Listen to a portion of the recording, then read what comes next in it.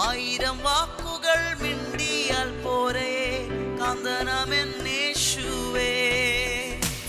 ആയിരം വാക്കുകൾ മിണ്ടിയാൽ പോരെ കാന്തനമെന്നേശുവേ. ദിനംതോറും വേണമേ വരവോളം വേണമേ മാറനാഥ മാറനാഥ. ദിനംതോറും വേണമേ വരവോളം വേണമേ മാറനാഥ മാറനാഥ. എന്റെ നിക്ഷേപം നീ തന്നെയാ, എന്റെ ഹൃദയവും നിന്നിൽ തന്നെയാ. എന്റെ നിക്ഷേപം നീ തന്നെയാ, എന്റെ ഹൃദയവും നിന്നിൽ തന്നെയാ. യേശുവേ എൻ ഹൃദയത്തിനുടയോനേ, എൻ ഹൃദയത്തെ കവർന്നോനേ. യേശുവേ എൻ ഹൃദയത്തിനുടയോനേ, എന്റെ ഹൃദയത്തെ കവർന്നോനേ. എന്റെ നിക്ഷേപം നീ തന്നെയാ, എന്റെ ഹൃദയവും നിന്നിൽ തന്നെയാ. എന്റെ നിക്ഷേപം അങ്ങു തന്നെയാ, എന്റെ ഹൃദയവും അങ്ങിൽ തന്നെയാ. വോയിസ് ഓഫ് ലവിൽ കർത്താവ് നമുക്ക് ഇന്ന് തരുന്ന മനോഹരമായ വചനം മത്തായിയുടെ സുവിശേഷം 5-ാം അധ്യായം അതിൻ്റെ 8-ാമത്തെ വാക്യം. ഒന്ന് ശ്രദ്ധിച്ചോട്ടെ. ഹൃദയശുദ്ധിയുള്ളവർ ഭാഗ്യവാന്മാർ, അവർ ദൈവത്തെ കാണും. ഹൃദയ ശുദ്ധിയുള്ളവർ ഭാഗ്യവാന്മാർ, അവർ ദൈവത്തെ കാണും. ഈ പലപ്പോഴും നമ്മൾ നമ്മുടെ ശരീരങ്ങളെ ശുദ്ധീകരിക്കാറുണ്ട്, പക്ഷെ നമ്മുടെ ഹൃദയത്തെ ശുദ്ധീകരിക്കാറുണ്ടോ?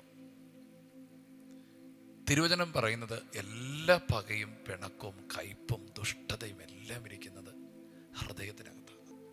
ഈ ദൈവത്തിന് പോലും നന്നാക്കാൻ പറ്റാത്തൊരു സാധനമാണ് ഹൃദയം. പിണങ്ങി. അതുകൊണ്ടാണ് കർത്താവ് പറഞ്ഞ് നിന്റെ ഹൃദയം കൊണ്ട് തരാൻ പറഞ്ഞത്. അപ്പൊ നമ്മൾ പറയും ദൈവം ഹൃദയം തന്നെ ചോദിച്ചല്ലോ. എന്തിനാ ഈ ഹൃദയം ചോദിച്ചെന്നറിയോ? അത് നമ്മളെ നിന്ന് വാങ്ങിച്ചിട്ട് നരകത്തിൽ എടുത്തെറിഞ്ഞിട്ട് ഒരു പുതിയ ഹൃദയം തരാനാണ്. ഞാൻ തമാശ പോലെ എപ്പോഴും പറയാറുണ്ട്, നമ്മുടെ ഹൃദയം മേടിച്ചിട്ട് ആ ഹൃദയം എടുത്ത് എറിയുമ്പം അബദ്ധവശാൽ അത് ലൂസിഫറിൻ്റെ തലയിലെങ്ങാൻ വീണെങ്കിൽ അദ്ദേഹം തീർന്നു പോത്തേ ഉള്ളൂ. കാരണം എല്ലാ ചതിയും വഞ്ചനയും കപടവും എല്ലാം നിറഞ്ഞിരിക്കുന്നത് ഹൃദയത്തിൽ. അതിനെ നന്നാക്കാൻ പോലും പറ്റത്തില്ലെന്ന് പറഞ്ഞു. അതുകൊണ്ട് ദൈവം എന്ത് ചെയ്തു? ഞാൻ നിങ്ങൾക്ക് പുതിയൊരു ഹൃദയം നൽകും. Praise Lord. പക്ഷെ നമ്മുടെ കർത്താവിലേക്ക് നമ്മൾ എത്തുമ്പോൾ നമുക്കൊരു പുതിയ ഹൃദയം കിട്ടും.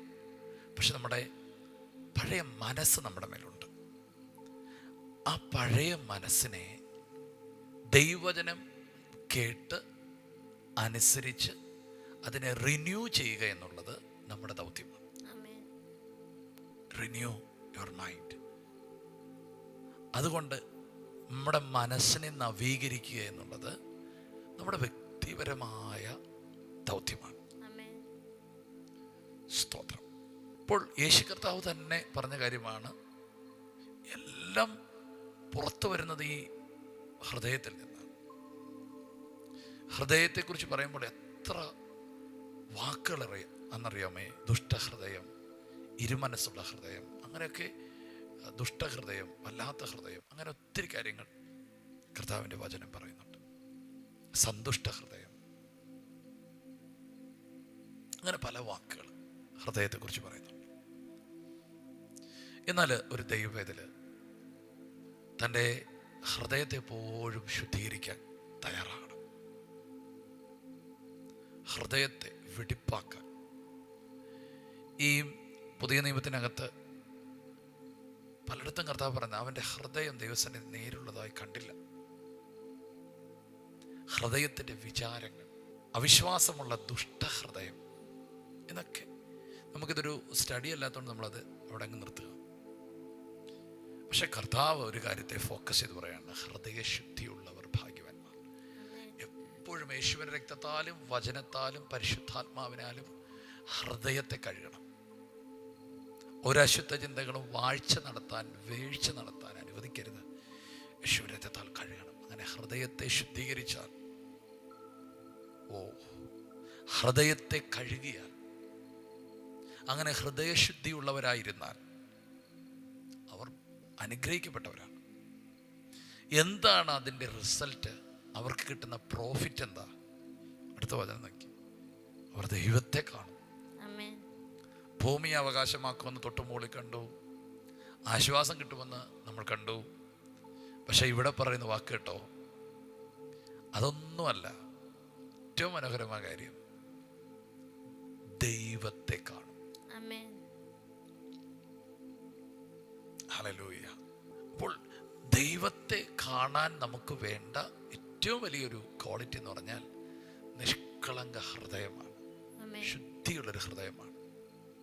തുടർമാനമായി നമ്മെ ശുദ്ധീകരിക്കുന്ന വചനങ്ങൾ നമ്മൾക്ക് ദൈവം തരുന്നത് നമ്മളെ ശുദ്ധരാകാൻ വേണ്ടിയാണ്. എന്തിനാണ്? വിശുദ്ധി കൂടാതെ ആർക്കും ദൈവത്തെ കാണാൻ കഴിയത്തില്ല. ആമേൻ. പലപ്പോഴും നമ്മൾ ചിന്തിക്കാറുണ്ട്, എന്തിനാ ഈ ഹൃദയത്തെ ശുദ്ധീകരിക്കുന്നത്? സങ്കീർത്തനങ്ങൾ 73 ആസാഫ് പറയുന്നൊരു കാര്യമുണ്ട്.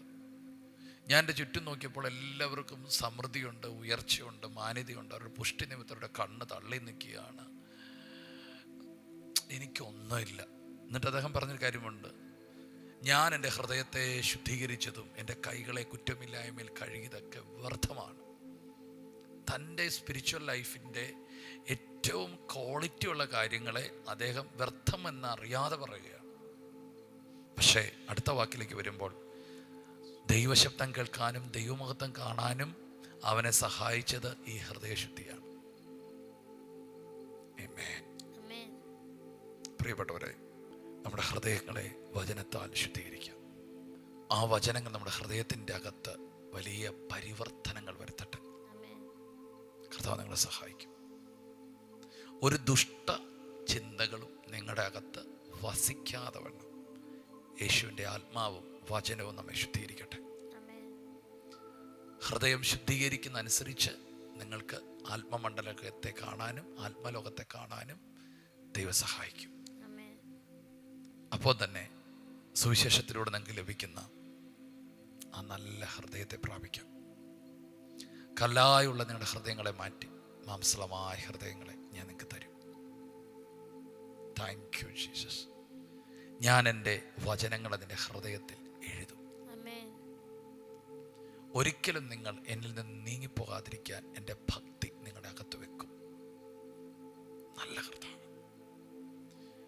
നല്ല ശുദ്ധ ഹൃദയത്തിൻ്റെ ഉടമയാകാൻ ദൈവം നമ്മെ സഹായിക്കട്ടെ.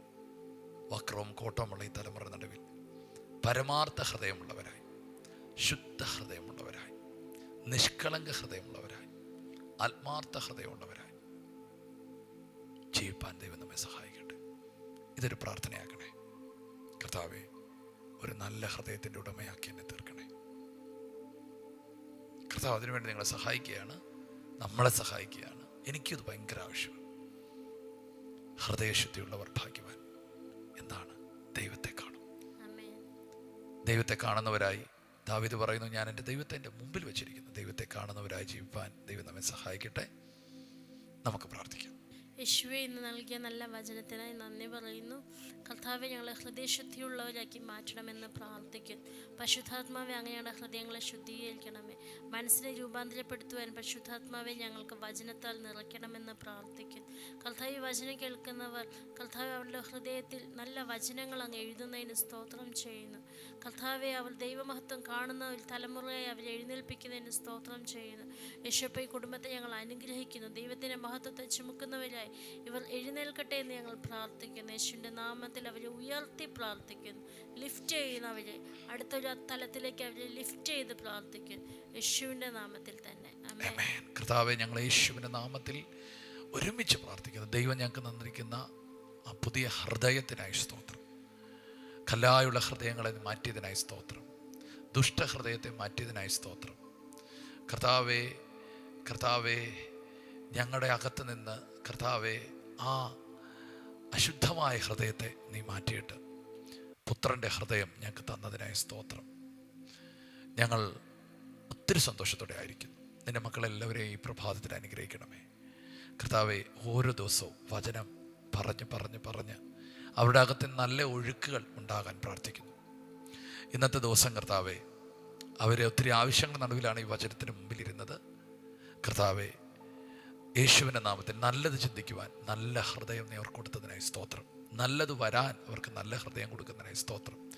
എല്ലാത്തിൻ്റെയും ഉത്ഭവം അവിടെ നിന്നാണല്ലോ കർത്താവെ. നല്ലത് ഉത്ഭവിക്കുന്ന നല്ല ഹൃദയം നീ അവർക്ക് കൊടുക്കുന്നതിനായി സ്തോത്രം. ശാരീരികവും മാനസികവും ആത്മീകവുമായിട്ട് നീ അവരെ അനുഗ്രഹിക്കണം. ഒന്നിനും കുറവില്ലാതെ നീ അവരെ സൂക്ഷിക്കണം. ബ്ലസ് ചെയ്ത് പ്രാർത്ഥിക്കുന്നു യേശുവിൻ നാമത്തിൽ തന്നെ, ആമേൻ. നിങ്ങൾ ഈ വചനത്തെ സ്വീകരിക്കുക, 1-2 വട്ടം കേൾക്കുക, മറ്റുള്ളവരിലേക്ക് എത്തിക്കുക. God bless you. ഷലോം. എല്ലാ ദിവസവും രാവിലെ ഇന്ത്യൻ ടൈം 6 മണിക്ക് വോയിസ് ഓഫ് ലവ് എന്ന ഷോർട്ട് ഡിവോഷൻ ലഭ്യമാണ്. അതുപോലെ ചൊവ്വ, വ്യാഴം, ഞായർ ദിവസങ്ങളിൽ രാത്രി ഇന്ത്യൻ ടൈം 9:30 ലൈവ് മെസ്സേജ് ലഭ്യമാണ്. ഈ സന്ദേശങ്ങൾ ലഭ്യമാകുവാൻ പാസ്റ്റർ രാജേഷ് ഏലപ്പാറ യൂട്യൂബ് ചാനലും ഗാനങ്ങൾ ലഭ്യമാകുവാൻ രാജേഷ് ഏലപ്പാറ യൂട്യൂബ് ചാനലും സബ്സ്ക്രൈബ് ചെയ്യുക, മറ്റുള്ളവരിലേക്ക് ഷെയർ ചെയ്യുകയും ചെയ്യുക.